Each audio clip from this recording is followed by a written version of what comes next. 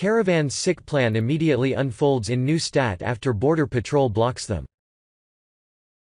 The invasion has already begun in Arizona, where thousands of our troops have been deployed to the southern border to stop the invading migrant caravans headed our way. Border Patrol agents have already detained 650 illegal aliens in just 2 days this week. That's just staggering.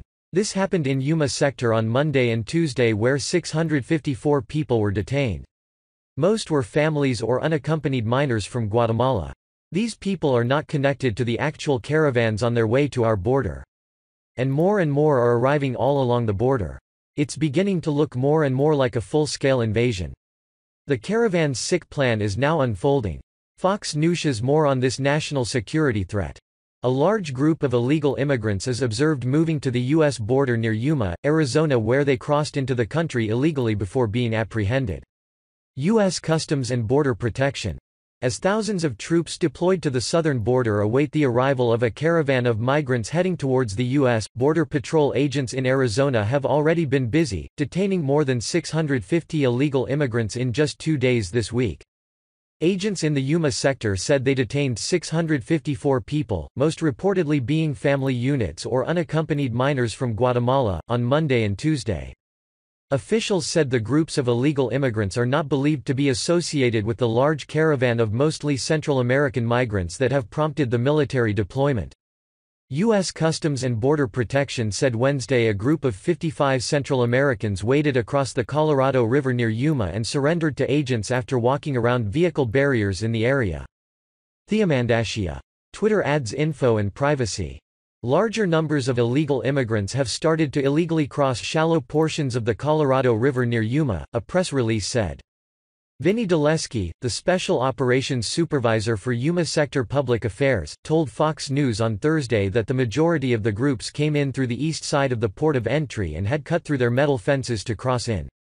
He said he did not know the extent of the damage to the fences, but expected fixing them could cost upwards of $1,600 for each one. It can get pricey, Dulesky said. CBP said apprehensions in the Yuma sector are up more than 150% compared to the last fiscal year at this time.